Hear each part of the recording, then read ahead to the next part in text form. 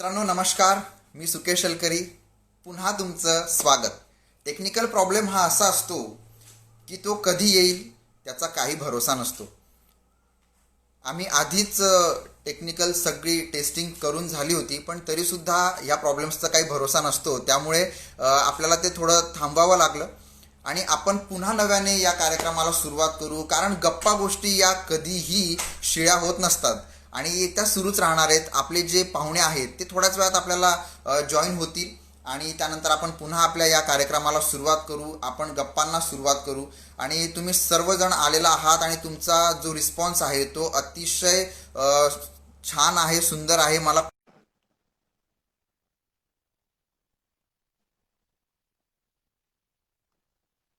आपले जे पाहुणे आहेत ते अगदी थोड्याच वेळात जॉईन होणार आहेत.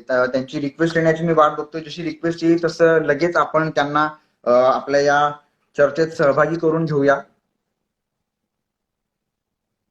आणि मी अपेक्षा करतो की आपण सगळे आपापल्या घरात बसून अगदी छान पद्धतीनं हा कार्यक्रम एन्जॉय करतायत. हाय हॅलो, बऱ्याच लोकांचे हाय हॅलो येत आहेत. सगळ्यांना जय गणेश.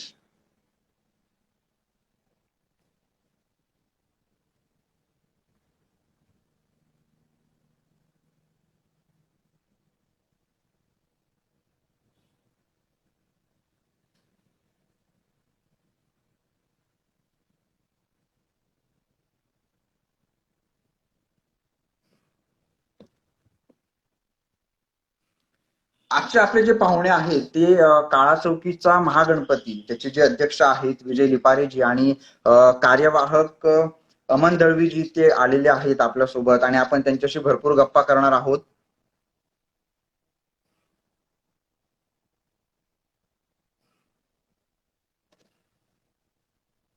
यस, मला त्यांची रिक्वेस्ट आली आणि आपण ते आता थोड्याच वेळात जॉईन होतील आपल्यासोबत. यस, विजयजी आपल्यासोबत जॉईन झालेले आहेत. नमस्कार. विजयजी नमस्कार. तुमचं येतोय आवाज क्लिअर? अगदी स्पष्ट. म्हणजे असं वाटतं की आपण अगदी समोर बसून बोलतोय.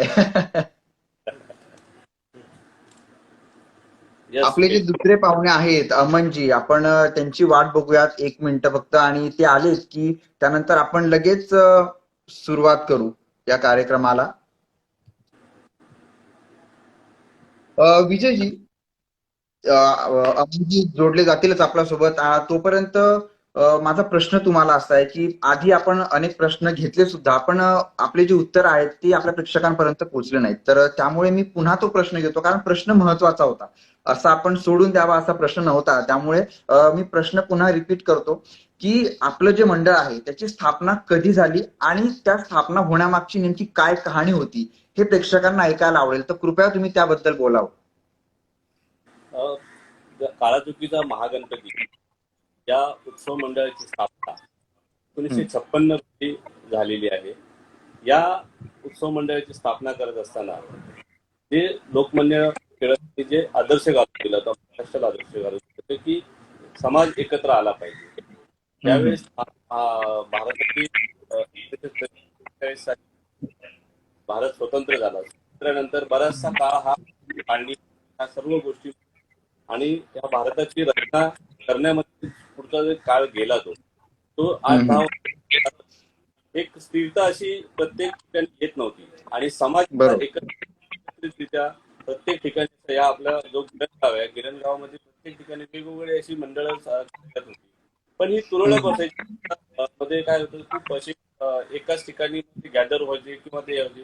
ते या उत्सवाला किंवा इतर काही सामाजिक कार्य करण्याला थोडस हं, आणि प्रत्येक घटकापर्यंत पोहोचण्यासाठी एक मग अशी सर्व आमच्या भागातल्या ज्या ज्येष्ठ व्यक्ती त्यांनी असं एक ठरवलं की मी आपल्या इथे जो हं, आपला हं. भरपूर भाग आहे त्या भागाला एका गणेशोत्सव मंडळाची जर आपण स्थापना केली, त्या माध्यमातून आपल्याला जी सामाजिक कार्य विभागातील लोकांना काही चांगले गोष्टी आपल्याला त्यांना त्या ठिकाणी उपलब्ध करून द्यायचे असतील, हो, असा हो. एक त्यांनी एक ध्येय समोर ठेवलं हं, आणि हं. सर्व समाजासाठी एकत्र येण्यासाठी 1956 साली काळाचुकीच्या ज्या प्रांगणामध्ये आता गणपती बसतो आपला, त्याच प्रांगणामध्ये गणेशोत्सवाची स्थापना झाली. त्यावेळेस अच्छा. मंडळी होती. हा बोला. हम्म, हम्म, हम्म. त्यावेळेस जी मंडळी होती त्यावेळेस अनेक बरोबर. रघुराम टी.व्ही. सावंत असतील किंवा हम्म. रमण सावंत आहेत. अनेक अशी मंडळी होती ज्यांनी त्या स्थापन करण्यामध्ये पुढाकार घेतला आणि तो उत्सव आतापर्यंत तो त्यांनी त्या ठिकाणपर्यंत जाऊ 1956 ते 2020 सालापर्यंत त्यांनी 64 वर्ष हा आम्ही तो आता त्यांचा वारसा पुढे चालवतो. अरे वा. खरंच हा जो वारसा आहे तो म्हणजे इतका प्रदीर्घ इतिहास आणि इतका प्रदीर्घ वारसा तुम्हाला मिळालाय ते खरंच अगदी कौतुकास्पद बाब आहे आणि खरंच खूप छानही आहे. विजयजी, माझा पुढचा प्रश्न तुम्हाला असा असेल, म्हणजे येतातच आहे थोड्या वेळात, त्यांचा मेसेज आलाय की ते येत आहे. तर तुम्ही कन्व्हर्सेशन पुढे न्या, मी आलोच असं ते म्हणतायत. तर पुढचा प्रश्न मला तुम्हाला हा असेल की कार्यकर्ते जे असतात त्यांची मनस्थिती टिकवून ठेवणं हे फार महत्वाचं असतं. कारण की हे जे गणेशोत्सवाचा हा जो काळ असतो हा काळ फार मोठा असतो, म्हणजे बऱ्याच महिन्यापासून तयारी करावी लागते आणि या सगळ्या गोष्टी असतात. तर त्यावेळी कार्यकर्त्यांचा उत्साह टिकवून ठेवण्यासाठी नेमकं काय करावं लागतं? एक अध्यक्ष म्हणून तुम्ही ही जबाबदारी कशी पेलता? खूप महत्वाचा प्रश्न. कारण गणेशोत्सव म्हटलं तर कार्यकर्ता कार्यकर्ता हा सर्वात मोठा दुवा या गणेशोत्सवाचा आहे. त्या कार्यकर्त्याला ज्या ज्या ठिकाणी नवीन नवीन काय घडत असतं, नवीन नवीन हम्म, काही संकल्प डोक्यात येत असतात. प्रत्येक कार्यकर्त्याच्या मनामध्ये एक वेगळा करायचा त्याच्या मनात असतो. हम्म, हम्म, परत मेसेज नेटवर्क परत होतोय का? हम्म, हम्म. आवाज येतोय? आवाज ब्रेक होण्याची इथं पुन्हा एक तक्रार येते. विजयजी, तुम्ही हेडफोन जर घालाल तर खूप बरं होईल. जर हेडफोन असतील आणि ते जर कनेक्ट करून आपण बोललात तर आवाज आपला अगदी व्यवस्थित जाईल. म्हणजे व्हिडिओ अगदी स्पष्ट येतोय पण आवाज मात्र थोडा मोबाईल दूर असल्याने कदाचित येत नसावा. मला वाटतं तोच प्रॉब्लेम आहे. अं, ठीक आहे, मी हेडफोन अरेंज करतो. 2 मिनिटं जरा मला दिलास तर बरं होईल. अगदी तोपर्यंत आपले जे प्रेक्षक आहेत त्यांना जर माझ्याशी काही बोलायचं असेल, जर मला तुम्हाला काही प्रश्न करायचे असतील तर प्लीज तुम्ही मलाही माझ्याशी बोलू शकता. मी तुमच्या प्रश्नांची उत्तरही देईन. विजयजी थोड्याच वेळात आपल्यासोबत असतीलच आणि अमनजी सुद्धा येत आहेत.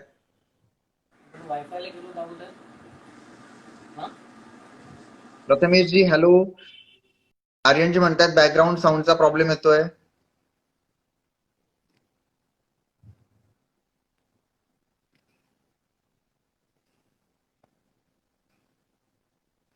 आधी म्हणतायत की 2020चा जे गणपती फेस्टिवल आहे ते कसा असावा. तर हा प्रश्न मला वाटतं की विजयजींसाठी किंवा अमनजींसाठी असेल, पण आता जी वेळ आहे तर मला असं वाटतं की मीच याचं उत्तर द्यावं. तर 2020चा जो गणपती महोत्सव आहे तो माझ्या मते मला असं वाटतं की अगदी पारंपरिक पद्धत म्हणजे डीजे आणि इतर जे वाद्य आहेत त्यांना सोडून आपण अगदी पारंपरिक पद्धतीनं जे आपण पाटावर बाप्पाला धरून आणतो, ती जी बाप्पासोबतची आपली जी कनेक्टिव्हिटी असते, कुठल्या तरी मित्राला आपण घरी आणतोय, ती जी आपुलकीची भावना असते, ती भावना जेव्हा आपल्या मनात असते आणि आपण बाप्पाला आणतो तर ती जी भावना आहे ती आपल्या सोबत असली पाहिजे. आणि त्या पद्धतीनं अगदी पारंपरिक पद्धतीनं सोशल डिस्टन्सिंग, आणि खरं तर सोशल डिस्टन्सिंग हा शब्दही मला आवडत नाही, त्याऐवजी फिजिकल डिस्टन्सिंग असं आपण म्हटलं पाहिजे. तर हे फिजिकल डिस्टन्सिंग पाळून जर आपण एक गणपती बाप्पाचा हा जो सोहळा आहे तो सोहळा जर आपण पार पाडला तर मला खूप जास्त आनंद होईल आणि सगळ्यांनाही. आणि मला असं वाटतं की मागे ज्या घटना घडल्या त्यावेळी एका कम्युनिटीचं नाव आलं आणि मग त्यानंतर म्हणजे अनेक वादविवाद झाले. तर मला असं वाटतं ना की माझ्या बाप्पामुळे कोरोना पसरला आणि तो फैलावला गेला, ही जी टीका जर बाप्पावर झाली तर ती मला आवडणार नाही. आणि माझ्यासारखेच इतर जे बाप्पाचे भक्त आहेत, भाविक आहेत, जे आता लाईव्ह आपल्याला बघतायत आणि हा व्हिडिओ झाल्यानंतरही जे बघतील, तर त्यांना सुद्धा अजिबात आवडणार नाही की बाप्पावर कोणीतरी बोट उचलावं आणि कोणीतरी म्हणावं की हा गणपती सोहळा झाला आणि त्यामुळे मुंबईत आणखीन कोरोनाग्रस्तांची संख्या वाढली. हे व्हायला नको. त्यामुळे मला असं वाटतं की आपण या सगळ्या गोष्टींचं पालन करून अगदी छान पद्धतीनं हा सोहळा आपण पाळला पाहिजे असं मला वाटतं. आणि रिक्वेस्ट आपल्याला येते आहे, आपण त्यांना लगेच आपल्या या संभाषणात, आपल्या गप्पांच्या कार्यक्रमात जोडून घेणार आहोत.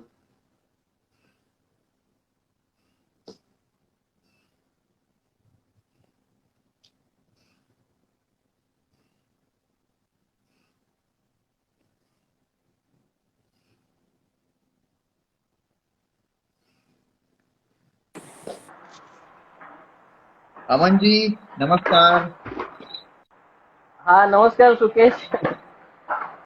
हे असं होतं म्हणजे हा बाप्पा त्याच्या तुला भक्तांची बाप्पा त्याच्या भक्तांची परीक्षा घेतच त्या असतो घरी खरं तर वेळ. तुमचा आवाज ब्रेक होतोय अमनजी. आत्ताही तुमचा आवाज ब्रेक होतोय. हॅलो, माझा का आवाज आता पोहोचतोय सुकेश? अमनजी तुमच्यापर्यंत? हॅलो. आवाज पोहोचतोय अमनजी माझा तुमच्यापर्यंत? हो पोहोचतोय सुकेश, पोहोचतोय. माझा येतोय का आवाज? हो हो, येतोय येतोय. थोडा ब्रेक प्रेक्षकांनी होतो. जरा तुम्ही सांगितलं तर स्टेबल माझा आवाज पोहोचतोय. मोबाईल एका ठिकाणी स्टेबल ठेवलात ना, की मग अगदी आपण हा कार्यक्रमाला आणि आपल्या गप्पाच्या सत्राला पुन्हा सुरुवात करूयात. मी असं म्हणत होतो ओके. की हा बाप्पा त्यांचे जे भाविक असतात, भक्त असतात, त्यांची परीक्षा घेतच असतो या ना त्या कारणाने. तर हीच आपली परीक्षा या ठिकाणी आज पाहिली गेली असं मला वाटतंय. शालेय जीवनातील म्हणजे परीक्षांचा जेवढा अनुभव आहे शालेय जीवनातील परीक्षांचा जेवढा अनुभव आहे तेवढाच उत्तम मंडळातही काम करताना खूप परीक्षांचा अनुभव आहे. त्यामुळे ह्या परीक्षा लाईफमध्ये असल्याशिवाय काम करण्याची एक वेगळी मजा असतेच ना. बरोबर. अमनजी, हे जे सगळं सुरू आहे ना, हा यावरच मला तुम्हाला विचारायचंय की बऱ्याच वेळेस आपण काहीतरी नियोजन करतो की आम्हाला अशा पद्धतीनं हा सेट आज उभारायचा आहे, इतक्या दिवसात सेट उभारून झाला पाहिजे, मूर्ती अशी पाहिजे. पण बऱ्याच गोष्टी आपल्या मनासारख्या होत नाहीत कधी कधी. तर असा कुठला अनुभव काळाचौकी महागणपतीला आलाय का, की काहीतरी वेगळं नियोजन केलं पण मग ते फिसकटलं, मग पुन्हा काहीतरी ऐनवेळी काहीतरी वेगळं केलं, असं कधी झालंय? सुकेश, 90च्या दशकात म्हणजे 90s मध्ये उत्सव मंडळ सामाजिक देखावे सादर करायचे, म्हणजे ज्वलंत देखावे. म्हणजे ते त्यावेळी म्हणजे त्या परिस्थितीशी अनुरूप असते. म्हणजे मी हम्म, मुंबईकर असो, नाहीतर स्त्री-भ्रूण हत्या असो, विज्ञानावर असो, असे अनेक देखावे उत्सव मंडळाने साजरे केलेले. आणि ते ध्वनिमुद्री मुद्रिका असायची, रेकॉर्ड कॅसेट असायची, आणि त्याचा भाग संपूर्णपणे उत्सव मंडळाने म्हणजे काळासाठी विभाग सार्वजनिक उत्सव मंडळाने खऱ्या अर्थाने मुंबईत ते शो स्टार्ट केले होते. आणि फार हम्म, गाजायचे. एक 5 मिनिटाची सद्यस्थितीवरती रेकॉर्ड असायची. मंडळाचे विश्वस्त रवी चव्हाण, रवी बने यांच्या संकल्पनेतून ते सादर व्हायचे. आणि एक हम्म. बेसचे लेखक होते, प्रसिद्ध लेखक प्रल मयेकर यांच्या स्क्रिप्ट्स असायच्या. आणि ते गाजत असताना उत्सव मंडळाच्या 51व्या वर्षी, 51 इयर, मला चांगलं आठवतंय, 2006 उत्सव मंडळाचा मी खजिनदार होतो त्यावेळेस. त्यावेळी उत्सव अच्छा. मंडळाने मुशरफ आणि पाकिस्तान यांच्यावर भाष्य करणारा एक देखावा सादर केला होता. अच्छा. आम्हाला म्हणजे पाकिस्तान आणि हिंदुस्थानाचं जे नातं आहे ते जगजाहीर आहे. आपल्याला काही त्यातून लपवायची गरज बरोबर. नव्हती. तरी देखील एक धार्मिक तेढ निर्माण न व्हावा म्हणून पोलिसांनी तो ऑब्जेक्शन घेतलं. आणि त्यावेळी सन्माननीय शिवसेना नेते दिवाकर रावते देखील त्यावेळेस हजर होते. आणि त्यांनी मध्यस्थी केली. पण उत्सव मंडळाला तो देखावा त्याच ठिकाणी स्टॉप करावा लागला, बंद करावा लागला. आणि मग अचानक उत्सव मंडळाने एका दिवसातच एक वेगळ्या विषयावर देखावा सादर केला. पण ही आठवण फार आहे की त्यावेळी उत्सव मंडळाला तो देखावा बदलावा लागला होता. अगदी. आणि एका दिवसात नवीन देखावा तयार करणं, इथंच खरी कसोटी लागली आणि इथूनच खरं तर महागणपती अगदी नावारूपाला आला असावा, बाप्पाचा आशीर्वाद तिथून मिळाला असावा असं वाटतं. अमनजी, मला तुम्हाला हेच विचारायचं होतं की बऱ्याच वेळी म्हणजे मी जेव्हा रिसर्च करत होतो आणि मी हा प्रश्न घेतलाय, पण तुमचं जे उत्तर होतं ते आपल्या प्रेक्षकांपर्यंत पोहोचू शकलं नाही. तर काळाचौकी विभाग सार्वजनिक उत्सव मंडळ हे काळाचौकीचा महागणपती, हा प्रवास खूप सुंदर होता, अगदी अगदी छान होता आणि लोकांसाठी प्रेरणादायी सुद्धा आहे. तर हा प्रवास नेमका कसा होता? सुकेश, 1980 साली उत्सव मंडळाने रौप्य महोत्सव साजरा केला. तो अच्छा. आधीचा जो काळ होता, सुवर्ण रौप्य महोत्सवापर्यंत काळ, तो फार हाल अपेक्षा सोसून या कार्यकर्त्यांनी तो उत्सव तिथपर्यंत आणला होता. अच्छा. एखाद्या वेळी आपल्या खिशातले पैसे टाकूनही हा उत्सव साजरा झाला होता. आणि हम्म. अशा रीतीने ते सर्व जुने जाणते म्हणजे कार्यकर्ते होते, पदाधिकारी होते. त्यांनी जी काय म्हणतात वीज रोवलं, त्यानंतर आता एक वटवृक्ष महागणपती उत्सव मंडळाचं आपणासमोर हे झालेलं आहे. आणि हम्म. ते करत असताना हळूहळू उत्सव मंडळाचा प्रवास सुरू झाला, रौप्य महोत्सव झालं. आणि उत्सव मंडळाचं सुवर्ण महोत्सव ज्यावेळी झालं 2005 साली, त्यावेळी उत्सव मंडळाने एक 80 फूट डीप गुहा आणि त्याच्यामध्ये जाऊन महागणपती दर्शन अशी ही थीम आणली होती. कुमार सागर म्हणून होते आर्टिस्ट, राष्ट्रपती अवॉर्ड विजेते. त्यांनी अरे ती वा. थीम आणली आणि ती थीम इतकी लोकप्रिय झाली ना की हम्म. संपूर्ण मुंबईतून नव्हे, संपूर्ण महाराष्ट्रातून ती थीम पाहायला इथे आला. आणि अरे माझ्यामध्ये तो एक क्लिक होता उत्सव मंडळाला. क्लिक होण्यासाठी एखादा मोमेंट लागतो, तसं ते क्लिक झालं. आणि बरोबर. त्यानंतर जो आता म्हणतोय तू की उत्सव मंडळ ते काळाचौकी महागणपती 22 वर्षापूर्वी ते हम्म. काळाचौकीचं महागणपती आता नामकरण झालं. मला अजूनही आठवतं उत्सव मंडळाचे माजी प्रमुख कार्य माजी अध्यक्ष नितीनजी केरकर यांच्या संकल्पनेतून तो महागणपती हे नामकरण झालं. आपल्या गणपतीला देखील नाव असावं. त्यावेळी फक्त आणि फक्त लालबाग राजा हे एकच नाव होतं. त्यानंतर अच्छा. म्हणजे इतर कोणतेही मंडळ फक्त आपल्या नावानेच ओळखले जात होते. गणपतींना अशी विशेष नावं नव्हती. पण लालबाग राजापासूनच आम्ही प्रेरित झालो, तिथूनच आम्ही प्रेरणा घेतली आणि हा अच्छा. काळाचौकी विभाग सार्वजनिक उत्सव मंडळाचा काळाचौकीचा महागणपती म्हणून संपूर्ण मुंबापुरीत नव्हे तर महाराष्ट्रात ओळखला जाऊ लागला. आणि साधारणतः 22 वर्ष झाली त्या गोष्टीला, सुकेश. वा वा. आणि आज महाराष्ट्रातून जसं तुम्ही म्हणालात मुंबापुरीच नव्हे तर महाराष्ट्रात सुद्धा काळाचौकीचा महागणपती हे जर म्हटलं तर जे डोळ्यासमोर येतं ना ते असतं की अगदी पारंपरिक भव्य मिरवणूक, ढोल ताशांचा गजर आणि पारंपरिक वेशभूषेतले सर्व कार्यकर्ते, लेझीम खेळणारे कलाकार, म्हणजे या सगळ्या गोष्टी डोळ्यासमोर येतात. ही संकल्पना नेमकी कशी सुचली म्हणजे? सुकेशजी, मी उत्तर देतो पण त्याआधी मला एक प्रश्न विचारायचा आहे. विजयजी जॉईन कधी होत आहेत? मी त्यांना तेच पण त्यांची जरा रिक्वेस्ट घेण्याची वाट बघतोय. त्यांची रिक्वेस्ट आली की लगेच आपण त्यांना जॉईन करणार आहोत. ठीक ठीक आहे, ठीक आहे. तोपर्यंत मी उत्तर देतो. हो हो हा. यस. तर उत्सव मंडळाचं हिरक महोत्सव वर्ष होतं. आणि हे जे ज्युबिली इयर्स असतात म्हणजे सिल्वर, गोल्डन आणि डायमंड वगैरे, त्यांना फार बरोबर. महत्वाचं असतं. कारण की एक माइलस्टोन असतात उत्सव मंडळाचे. हो उत्सव हो. मंडळाचं हिरक महोत्सव वर्ष होतं, त्या वर्षीचा मी प्रमुख कार्य होतो उत्सव मंडळाचा. आणि त्यावेळी एक वेगळी संकल्पना उत्सव मंडळाचे विश्वस्त रवी बने यांनी उत्सव मंडळाच्या मीटिंगमध्ये मांडली. ती म्हणजे पारंपरिक आगमन सोहळा. म्हणजे जी परंपरा नववर्ष शोभायात्रेमध्ये डोंबिवलीत असते, गिरगावात असते, ठाण्यात असते. आमच्या लालबाग परळमध्येही ती पारंपरिक नववर्षाचं स्वागत होतं. त्याच अनुसरून आपण पारंपरिक आगमन सोहळा करायचा आपल्या महागणपतीचा. आणि तो सर्वप्रथम मला अभिमानाने सांगावा लागतो की संपूर्ण महाराष्ट्रात सर्वप्रथम पारंपरिक आगमन सोहळ्याचं सौभाग्य लाभलं ते काळाचौकीच्या महागणपतीला. आणि ती परंपरा अजूनही आपण चालू ठेवलेली आहे. आणि त्या पारंपरिक आगमन सोहळ्याबद्दल मी तुला एवढं सांगू इच्छितो की 2015 सालचा ते पारंपरिक आगमन सोहळा होता. विविध महाराष्ट्रातून परंपरा आपल्याला एकत्र करायचा होता. सर्वप्रथम आपण संपर्क केला ते जीडीपीचे निखिल काळवे,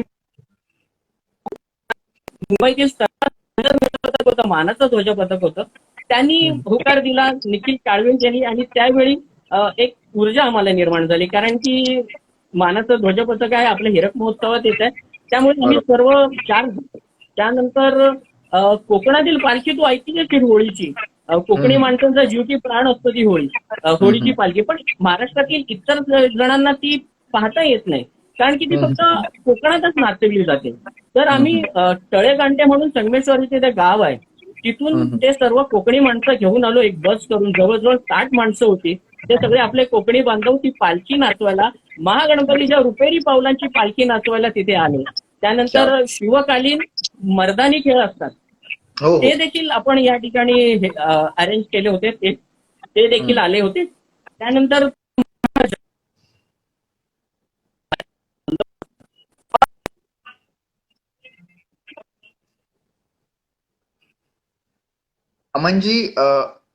अमनजी व्हिडिओ ब्रेक झाला. आय थिंक नेटवर्क प्रॉब्लेम आहे.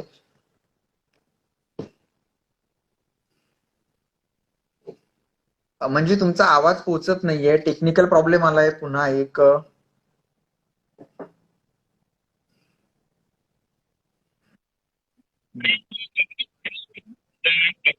ती परंपरा मी तुला म्हटलंय की आज तागायत उत्सव मंडळाने ती परंपरा जपलेली आहे.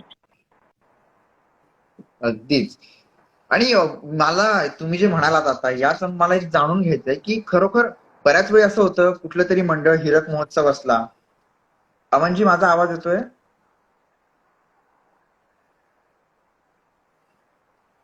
तर माझा प्रश्न म्हणजे असा होता की बऱ्याच वेळी असं होतं की हिरक महोत्सव, रौप्य महोत्सव, सुवर्ण महोत्सव या सगळे महोत्सव असले की त्यानंतर बरेच मंडळ आपली लिमिट पुश करतात आणि एक मोठा सोहळा घेतात वगैरे सगळ्या गोष्टी. पण त्यानंतर मात्र त्यांचा आलेख खालावत जातो.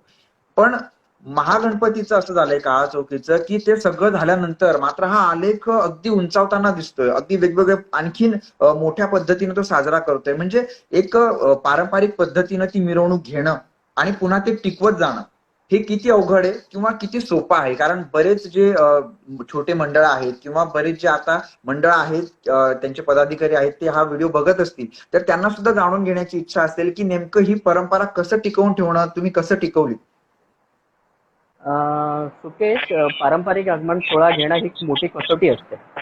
कारण की जे पदाधिकारी कार्यकर्त्यांचं जाळं महागणपती उत्सव मंडळाने विणलेलं आहे त्यांच्या सगळ्यांच्या सहकार्यावर हे शक्य होत आहे. हे कोण एक दोघांचं काम नव्हे. कारण कारण की परंपरा जपायला हवी, संस्कृती जपायला हवी. परंपरा जपताना म्हणजे ज्या प्रत्येक परंपरा या ठिकाणी साजरा होत असतात, सादर होत असतात, त्यासाठी एक टीम असते की ती त्यांच्यासोबतच कंटिन्यू त्यांना फॉलो करत असते. अशा तऱ्हेने एकूण 15 समिती हा काळाचौकी विभाग सार्वजनिक उत्सव मंडळातर्फे त्या पारंपरिक आगमन सोहळ्यामध्ये सहभागी झालेल्या असतात आणि त्यांना वेगवेगळी जबाबदारी दिलेली असते. त्यांच्या समिती प्रमुखांची आमच्यासोबत बैठका होऊन त्यांना त्यांच्या रूपरेषा दिलेल्या असतात.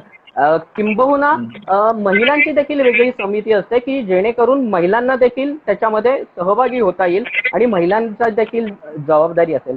पण मी ह्याचं सगळं श्रेय उत्सव मंडळाच्या पदाधिकारी आणि कार्यकर्त्यांना देईन की गेले 5 वर्ष न थकता न दमता तो पारंपरिक आगमन सोहळा सुरू आहे आणि तो देखील कोणत्याही प्रकारचा गालबोट न लागता आणि महत्वाचं सुकेश असं की कोणत्याही प्रकारची वाहतुकीला अडथळा न आणता. हे मला अभिमानास्पद या ठिकाणी तुला नमूद करावं असं वाटतं की तू पिक्चर्स बघ, FB ला पिक्चर्स बघ, इन्स्टाला बघ, कुठेही बघ, महागणपतीच्या आगमन सोहळ्यामध्ये तुला एका बाजूनी वाहतूक सुरळीत सुरू असलेलीच दिसेल आणि ती जमेची बाजू मी असं म्हणेन की कोणालाही अडचण आहे. कारण की प्रत्येकाची अडचण असते, जो तो प्रवास करत असतो, एमर्जन्सीज असतील, पण आपण कधीही त्याला अडथळा नाही आणला.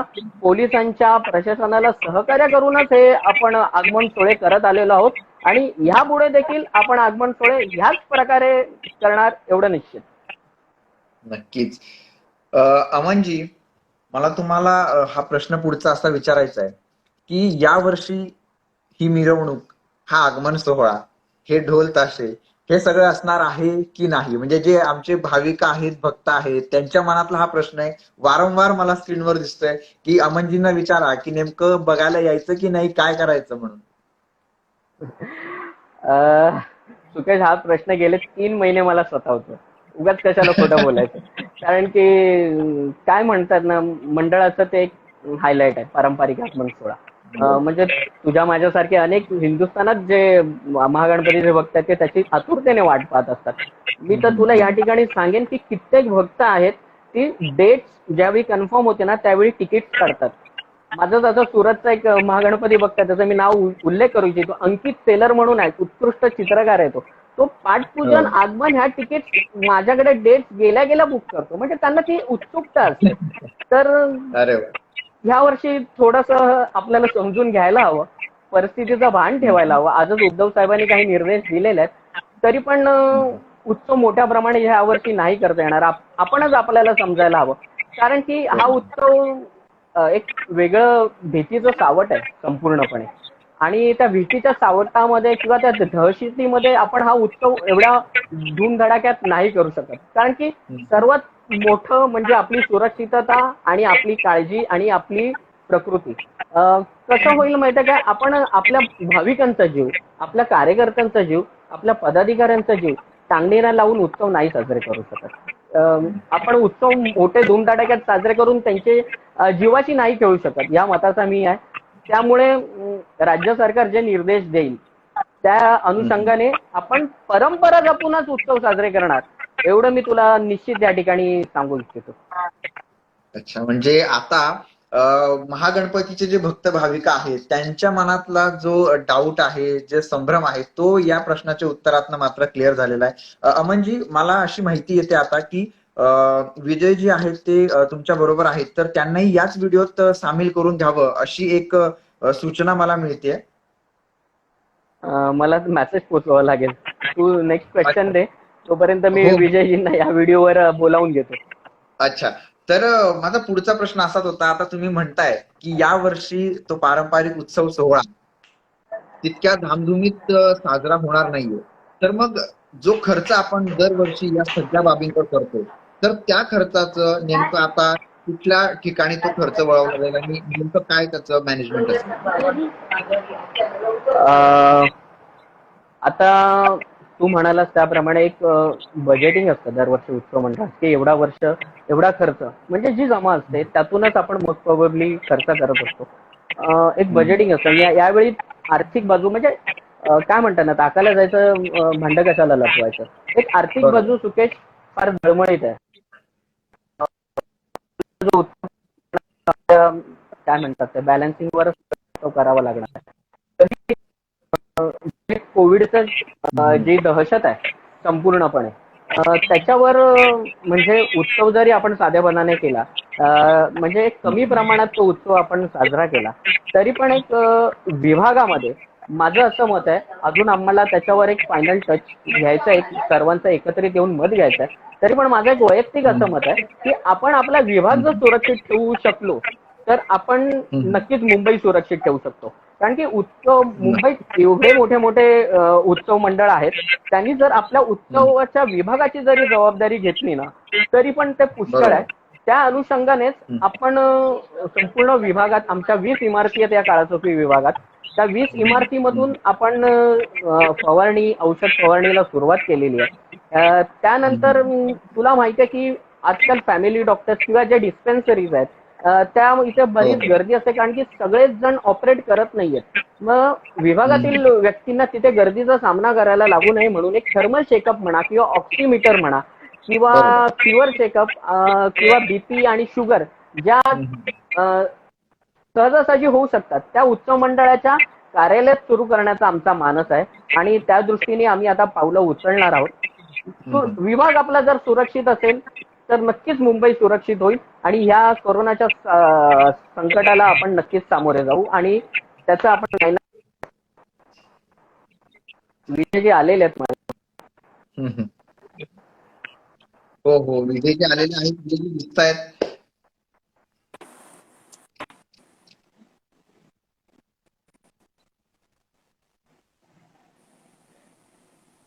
विजयजी, विजयजी नमस्कार, माझा आवाज येतोय?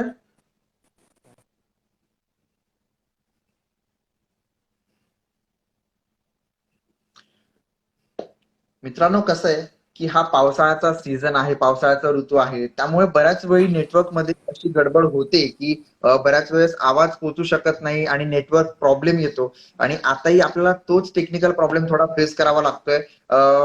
विजयजी, माझा आवाज तुमच्यापर्यंत पोहोचतोय आता? हो, पोचतोय. माझा प्रश्न विजयजींसाठी असा होता की आपलं जे मंडळ आहे, अनेक भाविक भक्त यांची फार मोठी संख्या असते. म्हणजे जर देखावा असला किंवा नसला तरी सुद्धा महागणपतीचं दर्शन घेण्यासाठी जाण्याची बऱ्याच भक्तांना ओढ लागलेली असते. तर जर अनेक भाविकांची भक्तांची जर गर्दी झाली तर त्या गर्दीचं नियोजन कसं करावं, याबद्दल तुम्ही काय नियोजन केलंय?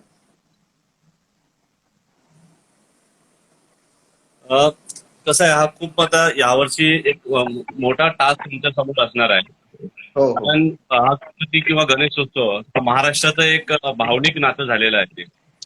हो. आणि या गणपतीच्या भक्तांची जी गर्दी या ठिकाणी होणार आहे त्या संदर्भात आम्ही विचार आमचा चालू आहे की जर समजा गर्दी झाली तर गर्दीचं नियोजन आपण कसं करायचं, की त्यांना ते सोशल डिस्टन्सिंग कसा मेंटेन करायचा, या सर्व गोष्टी आम्हाला यावर्षी लक्षात नक्कीच घ्याव्या लागणार आहे. आम्हालाच म्हणण्यापेक्षा सर्वच गणेशोत्सव मंडळांना ह्या गोष्टींचा विचार नक्कीच करावा लागणार आहे.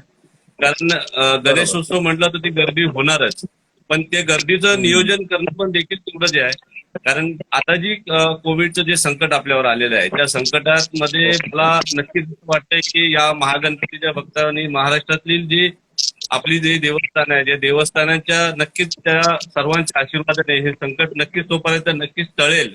यावर एक वॅक्सिन काहीतरी नक्कीच येईल असा आपल्याला एक ठाम विश्वास आम्हाला तर नक्की आहे. हा उत्सव देखील आपण सर्व काळजी घेऊन साजरा करणार हम्म, हम्म.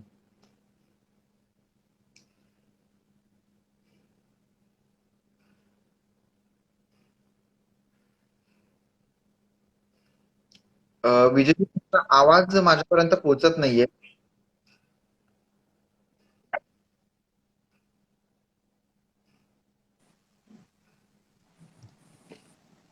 हॅलो. विजयजी, माझा पुढचा प्रश्न तुम्हाला असा होता की दरवर्षी बाप्पांची मूर्ती जे घडवतात, तर यावर्षी सुद्धा बाप्पांची मूर्ती रेश्मा विजय खातूजी त्याच घडवणार आहेत का?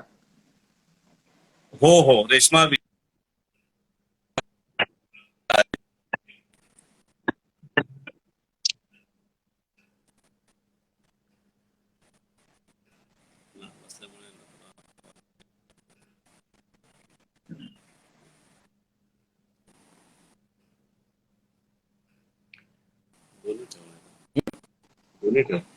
विजयजी, नेटवर्क प्रॉब्लेम असल्यामुळे आपलं कन्व्हर्सेशन तेवढं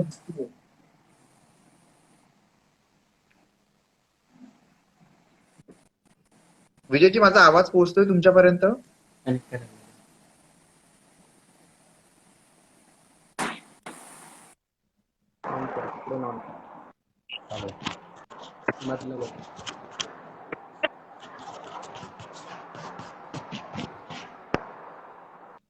विजयजी, माझा आवाज पोहोचतोय तुमच्यापर्यंत?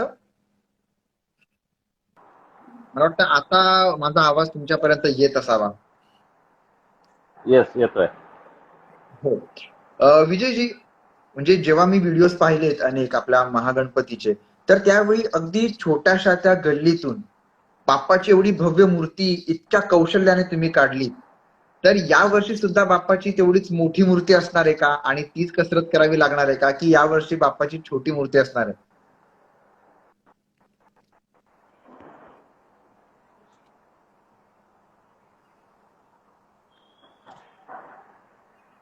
विजयजी, माझा प्रश्न तुमच्यापर्यंत पोहोचलाय? या संदर्भात अजूनही काही निर्णय झालेला नाहीये, परंतु हॅलो. हो हो, बोला बोला. हा, या संदर्भात अजूनही निर्णय झालेला नाहीये, कारण कार्यकारिणी आणि पदाधिकारी मंडळ आम्ही येत्या 1-2 दिवसात आम्ही बसणार आहोत आणि या संदर्भात निर्णय जो असेल एक चांगला सकारात्मक निर्णय घेतला जाईल, जो लोकांच्या हिताचा असेल, सर्वांच्या हिताच्या दृष्टीने तो निर्णय घेतला जाईल. कारण ज्या अनुषंगाने या गणेशोत्सवाची स्थापना झालेली आहे, टिळकांनी समाज एकत्र येण्यासाठी किंवा सर्व लोकांचं एकीकरण या माध्यमातून जर करायचं असेल, तर हा गणेशोत्सव आणि शिवजयंती उत्सवासारखे उत्सव आपण साजरे केले पाहिजे.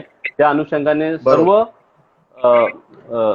या विभागातील जे हे आहे लोक आहेत ते एकत्र येतील आणि एक चांगला समाज या ठिकाणी घडवला जाईल, हा एक उद्देश जो घेतलेला आहे. त्या उद्देशाला जर आपण हे केलं म्हणजे आपल्याला डावलून चालणार नाहीये. लोकांची सुरक्षा खूप महत्वाची आहे.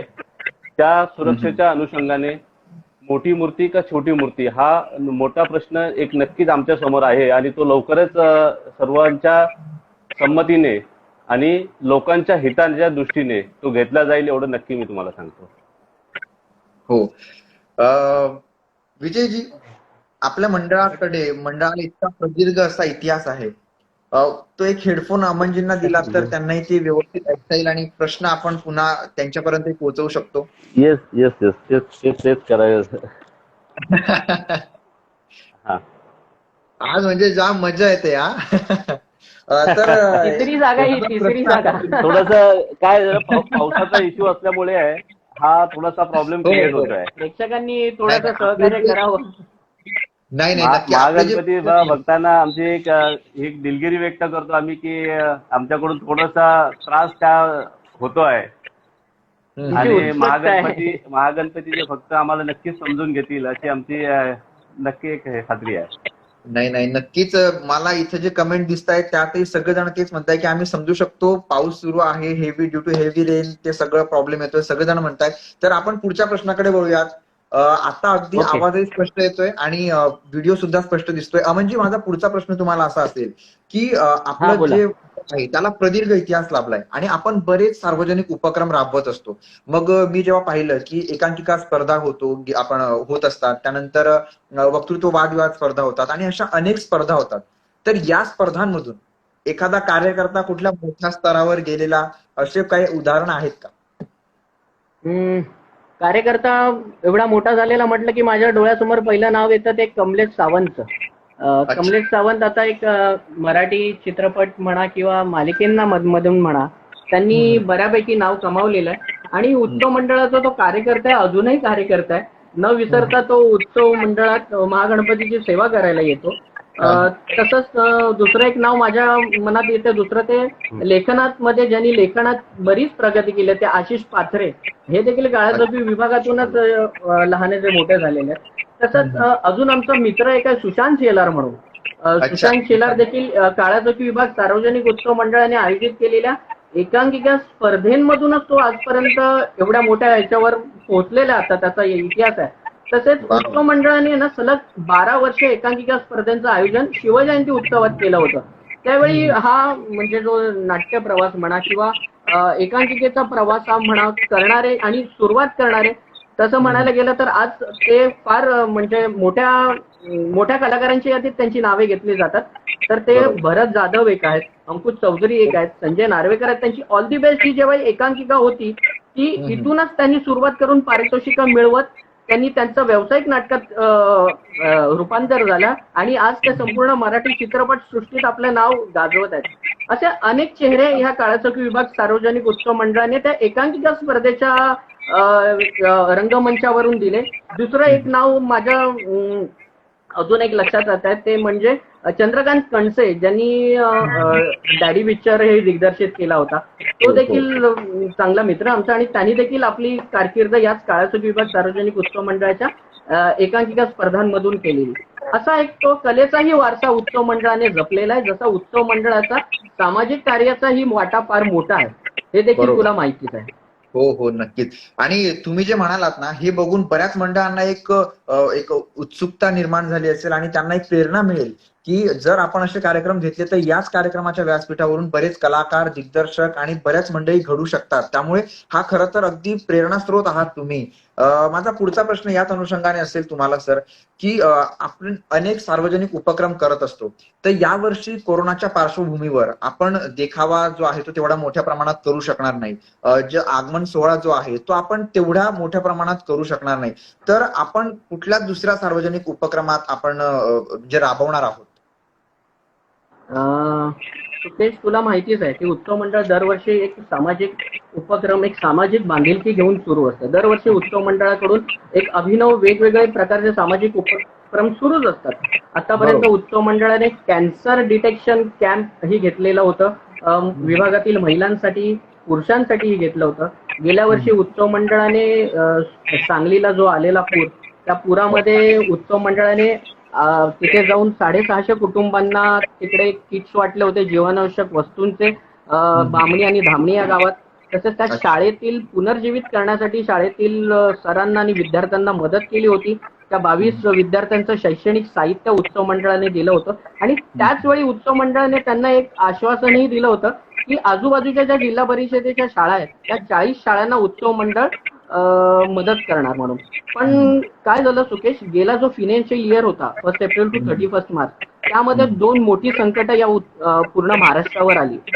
ती म्हणजे सांगली कोल्हापूरचा पूर आणि दुसरं म्हणजे हे कोविडचं संकट. आम्ही त्या सांगली कोल्हापूरच्या संकटातून आपण बाहेर न येतो तर हे कोविडचं संकट आपल्या समोर आलेलं आहे. कोविडच्या संकटामध्ये देखील उत्सव मंडळ या महाराष्ट्र शासनाच्या, प्रशासनाच्या पाठीशी भक्कमपणे उभं राहिलं आणि तातडीने उत्सव मंडळाने 1 लाखाची मदत या मुख्यमंत्री सहाय्यता निधीला जाहीर केली. पण ही 1 लाखाच्या मदतीसोबतच उत्सव मंडळाचे विभागातील ज्या सोसायटीज होत्या, संपूर्ण महाराष्ट्रातील नव्हे संपूर्ण हिंदुस्थानातील महागणपती भक्त होते, त्यांनी देखील पूर्ण फुलाची पाकळी, एक खारीचा वाटा त्या अमाऊंट मध्ये उचलला आणि उत्सव मंडळाच्या म्हणजे उत्सव मंडळाने आवाहन केलं, त्याला प्रतिसाद देऊन तब्बल 3,02,660 रुपयाची अमाऊंट उत्सव मंडळाने मुख्यमंत्री सहाय्यता निधीला अर्पण केलेली आहे. आणि हे सगळं करत असताना उत्सव मंडळाला एक मानसिक समाधानही मिळत असतं की आपण समाजाप्रती काही देणं लागतो आणि ते उत्सव मंडळ त्याचा परिपूर्ण प्रयत्न करत असतो. मी मगाशीही म्हटलं की आपण आता ते कार्यालयामध्ये स्वप्नपूर्ती कार्यालय आपल्या कार्यालयाचं नाव आहे, त्याच्यामध्ये त्या मेडिकल सर्व्हिसेस सुरू करतोय. संपूर्ण विभागामध्ये आपण फवारणी दर महिन्याला आपण आता सुरू करतोय. तसेच विभागातील नागरिकांच्या सुरक्षिततेच्या दृष्टीने जे काही करण्यास उत्सव मंडळांना अभिनव कल्पना कार्यकर्त्या आणि पदाधिकाऱ्यांच्या मार्फत येतील तर नक्कीच उत्सव मंडळ यापुढे करण्यास कटिबद्ध राहील असं आश्वासन या लाईव्हद्वारे मी विभागातील सर्व भक्तांना आणि विभागीय नागरिकांना देऊ इच्छितो. नक्कीच सर, खरंच कौतुकास्पद आहे या सगळ्या गोष्टी. माझा पुढचा प्रश्न विजयजींसाठी आहे. विजयजी, मी तुम्हाला मगाशी तो प्रश्न विचारला पण तुमचं उत्तर मात्र आपल्या प्रेक्षकांपर्यंत तेवढ्या योग्य पद्धतीने जाऊ शकला नाही, म्हणून तो प्रश्न महत्वाचा आहे. म्हणून मी तो प्रश्न तुम्हाला पुन्हा विचारतोय की गणेशोत्सवाचा हा जो काळ असतो हा अगदी मोठा असतो. म्हणजे अगदी मार्च एप्रिल पासून मग ती तयारी करावी लागते, मग सगळ्या मीटिंग्स घ्याव्या लागतात, मग पुन्हा कार्यकर्त्यांना रात्रभर त्या काळात जागावं सुद्धा लागतं गणेशोत्सवाच्या काळात. तर अशा सर्व परिस्थितीमध्ये कार्यकर्ते मानसिकता टिकवून ठेवणं हे एका अध्यक्षांकडून मला जाणून घ्यायचंय की ते नेमकं तुम्ही कसं करता. गणेशोत्सव आणि कार्यकर्ता हा एक मोठा दोघांचं जे भावनिक नातं आहे ते खूप मोठं भावनिक नातं असतं.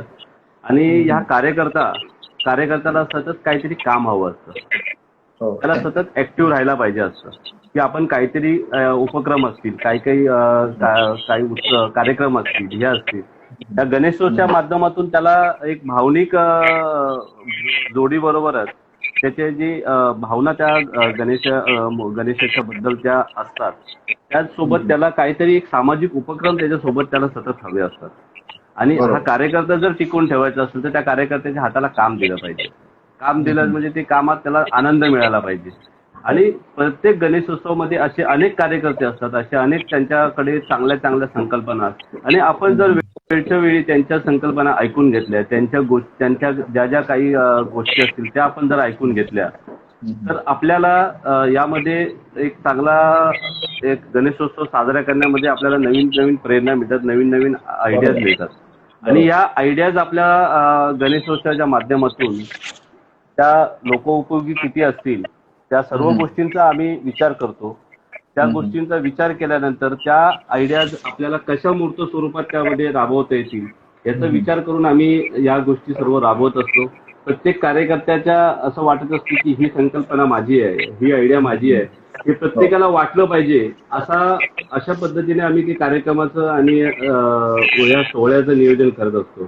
त्यामुळे प्रत्येक कार्यकर्त्याला जर आपण विश्वासात घेतलं, प्रत्येक कार्यकर्त्याचं जर आपण ऐकून घेतलं आणि प्रत्येकाच्या ऐकून जे चांगलं त्यातून एखाद्या गोष्टी चांगली घडत असेल तर त्या गोष्टी आम्ही नक्कीच करत असतो.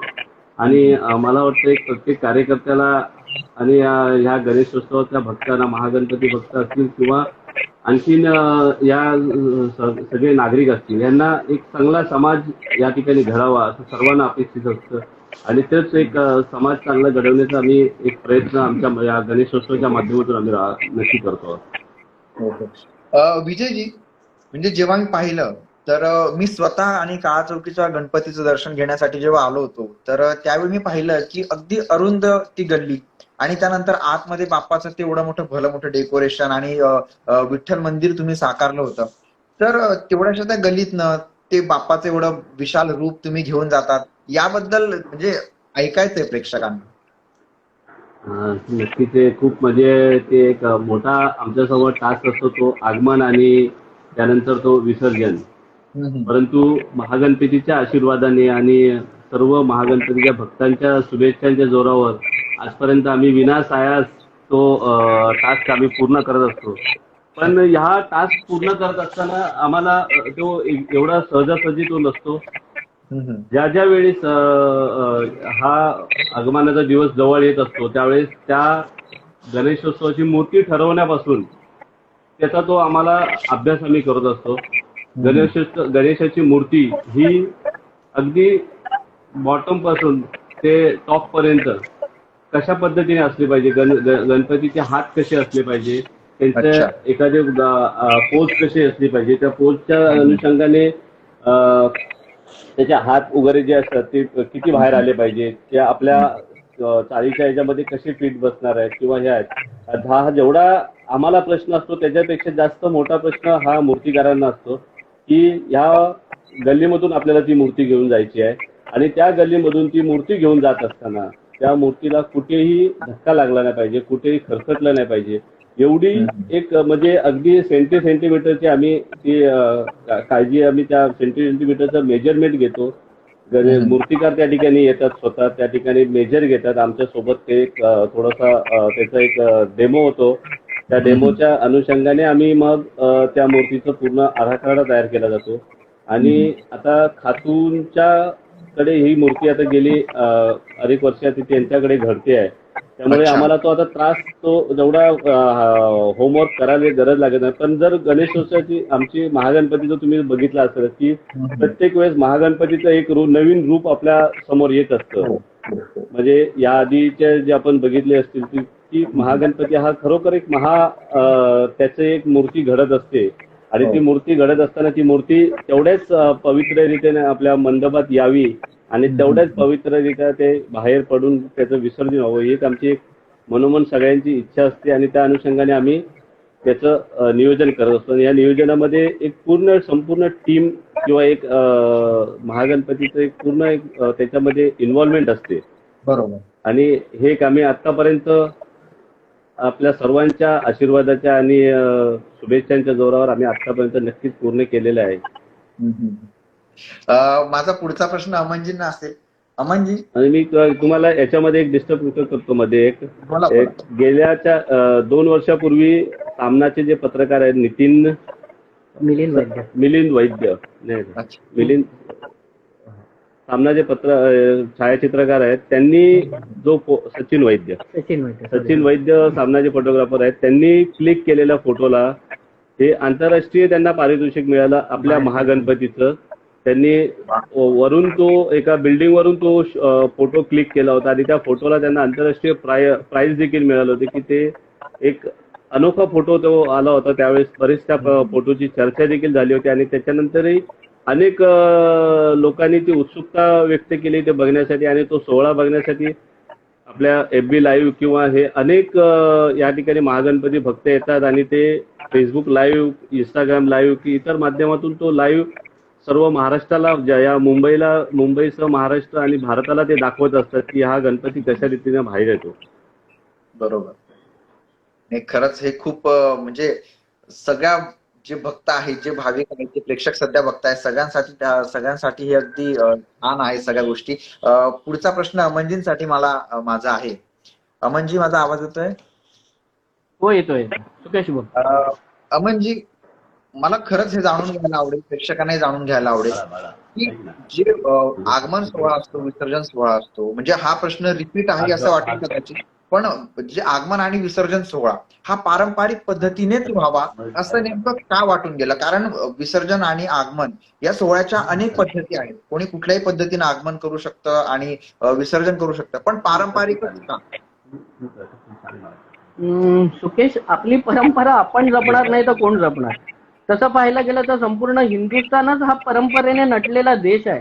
संपूर्ण देशात विविध राज्यात त्यांच्या परंपरा जिवंत आहेत आणि त्या परंपरा त्या जपतात. आपणच कुठेतरी आपली परंपरा मागे सोडून पाश्चात्य संस्कृती अनुभवण्याचा प्रयत्न करत असतो. आपण आपल्या नंतर जी येणारी पिढी आहे, येणारी नवीन पिढी आहे, नवीन म्हणजे पुढे येणारे कार्यकर्ते आहेत, पदाधिकारी आहेत, त्यांच्याकडे आपण काहीतरी आपलं गोड आठवणी, आपण केलेलं कार्य त्यांच्या समोर ठेवायला हवं. त्याच वेळी ते फॉलो करणार. त्यांना डायरेक्टली त्या फॉलो नाही करता येणार. त्यामुळे आपणच जर कळून आपणच जर ते परंपरा जपली, संस्कृती जपली तरच ते शक्य आहे. आणि त्यानुसारच उत्सव मंडळ परंपरा जपत आहे. आणि म्हणजे म्हणतात ना, परंपरेच्या रक्षणाचे, संस्कृतीच्या जतनाचे, असं जे ब्रीद वाक्य आहे उत्सव मंडळाचं, त्याप्रमाणे उत्सव मंडळ चाललेलं आहे. आणि ती संस्कृती, परंपरा, उत्सव मंडळ आगमन विसर्जन पुरती मर्यादित न ठेवता उत्सवात देखील तीच परंपरा जपली जाते आणि याचा आम्हाला सार्थ अभिमान आहे. नक्कीच सर. हे जे तुम्ही म्हटलात, याच अनुषंगाने माझा पुढचा प्रश्न तुम्हाला असा असेल की सार्वजनिक मंडळ जे आहे आपलं, तर ते अनेक प्रयोग आणि अनेक समाजोपयोगी कामं करत असतात. तर यावर्षी सुद्धा तुम्ही वेगवेगळे कामं करणार आहात, ते तर आपल्याला सगळं तुम्ही सांगितलेलं आहे या पद्धतीने. तर नेमकं तुम्ही हे जे सगळं प्लॅनिंग असतात ते कसं ठरवतात, की यावर्षी आपल्याला हे करायचं, यावर पुढच्या वर्षी ते करायचं, हे प्लॅनिंग जे तुमचं होतं, हे नियोजन, हे तुम्ही कधी ठरवतात आणि कशा पद्धतीने ठरवतात? नेमकी प्रोसेस त्याची काय असते? उत्सव मंडळाचं प्लॅनिंगच्या ऐवज मी आधी थोडंसं मागेच आहे. उत्सव मंडळाने ह्या गेल्या 4-5 वर्षामध्ये जी सामाजिक कार्य आहेत, जी केलेली आहेत, ती तुमच्या मार्फत मी थोडंसं पोचवण्याचा प्रयत्न करेन. उत्सव मंडळाने KM हॉस्पिटलमध्ये जी रुग्णांना नातेवाईक असतात त्यांना बसण्यासाठी जागा नसते, त्यांना बसण्यासाठी जवळजवळ 1000 टेबल्सचं मंडळाने तसंच उत्सव मंडळातर्फे ऐकवर्थ रुग्णालय कुष्ठरोग्यांसाठीचं वडाळा इथे तिथे देखील नियमित उत्सव मंडळातर्फे भोजन सेवा, रुग्णसेवा, औषध सेवा पुरवली जात असते. तसेच उत्सव मंडळातर्फे CPAA cancer patient aid association यांच्या मार्फत महिला आणि पुरुषांची कॅन्सरचे शिबिर वारंवार होत असतात. तसेच रक्तदान शिबिर देखील उत्सव मंडळातर्फे होत असतात. तसेच गेल्या वर्षी मी म्हटल्याप्रमाणे सांगलीतील शाळांना आपण खर्च करीत आहोत. यावर्षी देखील उत्सव मंडळाने मुख्यमंत्री सहाय्यता निधीला हे केलेलं आहे. त्याच अनुषंगाने विभागातील विद्यार्थ्यांना शैक्षणिक आणि बौद्धिक वाढ व्हावी या अनुषंगाने उत्सव मंडळाने वातानुकूलित अभ्यासिका आणि आर्ट सेंटर अल्प दरामध्ये सुरू केलेलं आहे. ते देखील सुरू आहे. पण याचं नियोजन उत्सव मंडळाची दरवर्षी वार्षिक सर्वसाधारण सभा होते आणि त्यानंतर त्यामध्ये नवीन पदाधिकाऱ्यांची निवड होते आणि एक बजेटिंग होतं की उत्सव मंडळातर्फे एवढी जमा अपेक्षित आहे, एवढा खर्च अपेक्षित आहे. मग त्या अनुषंगाने त्यातून थोडी अमाऊंट ही सामाजिक कार्यासाठी बाजूला ठेवली जाते आणि उत्सव मंडळाची जी महागणपतीच्या समोरची दक्षिणा पेटी असते त्या दक्षिणा पेटीमध्ये जेवढी अमाऊंट जमा होते तेवढीच उत्सव मंडळातर्फे तेवढी अमाऊंट त्यामध्ये भर केली जाते आणि ती उत्सव मंडळातील सामाजिक कार्याला त्याचा हातभार लागतो आणि अशा तऱ्हेने की उत्सव मंडळाच्या या सामाजिक कार्यामध्ये जे महागणपतीचे भक्त आहेत त्यांचाही कसा ना कसा एक खारीचा वाटा त्या सामाजिक कार्यामध्ये लागतो आणि अशा तऱ्हेने हे सामाजिक कार्य पार पडतात. नक्कीच. अमनजी, प्रश्न जरा इंटरेस्टिंग आहे, उत्तर अपेक्षित आहे. जर या वर्षी कोरोना नसतं, लॉकडाऊन नसतं, तर सुकेश मी ऐकलं रिपीट करतो. माझा प्रश्न इंटरेस्टिंग आहे आणि उत्तर तुमच्याकडनं अपेक्षित आहे प्रेक्षकांना आणि मला सुद्धा, की यावर्षी जर कोरोना नसतं, यावर्षी लॉकडाऊन नसतं, परिस्थिती सामान्य असती, तर कुठला देखावा भाविकांना बघायला मिळाला असता? सुकेश, प्रश्न खर तर मला वाटतं भाविकांच्याही मनात हा प्रश्न असावा. सुकेश, तुला माहिती असेलच उत्सव मंडळाने गेली 4 वर्ष म्हणजे 60 ते 63 वर्षापूर्वी जी एक मोबाईलची कीड लहान मुलांमध्ये रुजू झाली होती, लहान काय मोठ्यांमध्ये, जो गेमिंग झोन सुरू झाला होता त्यातून मोबाईल कडून मैदानाकडे या संकल्पनेने उत्सव मंडळाने 4 वर्ष देखावे सादर केले होते. ते टेम्पल रन होते, डिस्नीलँड होते, जंगल बुक होतं. अशा तऱ्हेने ते वेगवेगळे होते की मुलं त्या मोबाईलच्या विश्वातून बाहेर येऊन या आभासी दुनियेत येऊन ती मजा घेतील. त्या अनुषंगाने उत्सव मंडळ बऱ्या अंशी विभागात त्याचं म्हणजे सफल झाली होती. पण उत्सव मंडळाने गेल्या वर्षी जी संकल्पना सादर केली होती पंढरीचं विठोबा रखुमाई मंदिर, त्याची संकल्पना मी तुला सांगतो. 1 जानेवारीला विभागातून ज्येष्ठ नागरिकांची वारकऱ्यांची दिंडी निघते कॉटन ग्रीन श्रीराम मंदिर ते वडाळा मंदिर, तुला माहिती असेल. त्यामध्ये बरेच भक्त असतात ना की ते आजारपणामुळे किंवा आर्थिक स्थितीमुळे त्या पंढरीला जाऊ शकत नाहीत, त्या विठोबाच्या पायावर आपलं डोकं ठेवू शकत नाही. मग त्यांनी उत्सव मंडळाकडे एक विनंती केली की तुमचा महागणपती तो आमचाही महागणपती आहे, त्याला माऊली रूपात दाखवा, त्याच्या चरणांना आम्ही आमचं डोकं लावून आम्हाला आमचा विठ्ठल पाहायला मिळेल. आणि ती अभिनव संकल्पना इतकी सुरेख झाली, तो माऊली रूप महागणपतीचं संपूर्ण मुंबईचं महाराष्ट्रात म्हणजे प्रसिद्ध झालं. कारण की त्या जिवंतपणा होता. त्या रेश्माताईंना आणि सिद्धेशला मी या लाईव्हद्वारे आभार मानू इच्छितो की त्यांनी त्यांचा जीव त्या माऊली रूपात ओतला आणि ती माऊली रूप जिवंत झालं. आणि तसंच यापुढे देखील अशी संकल्पना होती, यावर ऑफिशियली काहीच चर्चा नव्हती, फक्त मी विजयजी आमची नितीनजी अशी चर्चा होती की 3.5 शक्तीपीठ महाराष्ट्रात आहेत, जी देखील दूरदूर पसरलेली आहेत. त्यांची प्रतिकृती आपण देखावामार्फत दाखवली तर एक वेगळा अनुभव ह्या भक्तांना पाहता येईल, या लहान मुलांना पाहता येईल आणि त्या देवळांकडे दर्शनास जाण्यास त्यांना आवड निर्माण होईल. तुला मी बरोबर. सांगतो, गेल्या वर्षी पंढरपूर पाहिल्यानंतर विभागातून जवळजवळ नाही म्हटलं तरी 100 तरुण मुलांनी ते पंढरपूर मंदिर तिथे जाऊन पाहिलं असेल. त्यांना उत्सुकता होती की क्या बाबा बात. आपण जे केलं तेच तसं तिथे आहे का, आणि ते तिथे जाऊन आले.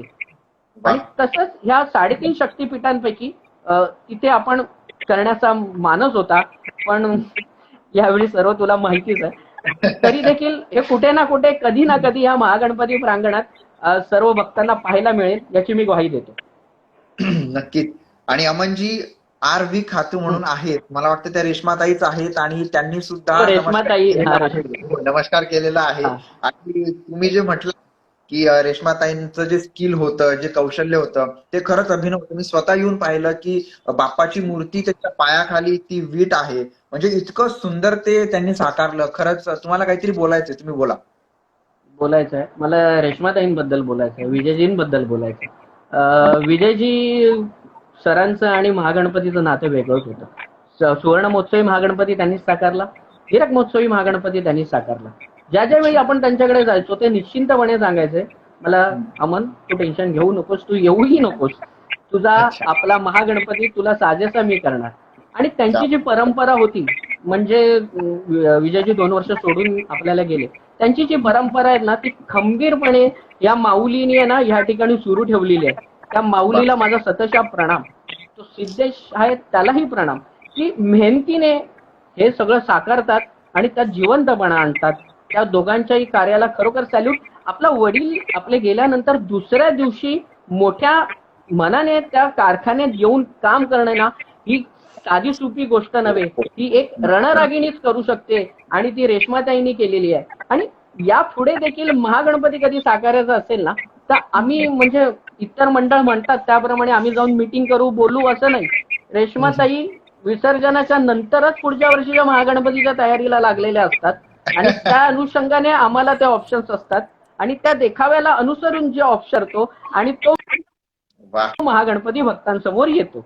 त्यामुळे खातू, मी मागेही म्हटलं होतं, खातू हे नाव असं आहे ना की आमच्या महागणपती पर्यंत महागणपतीच्या हृदयात पोहोचवणारं, उघडणारं द्वार आहे आमच्यासाठी.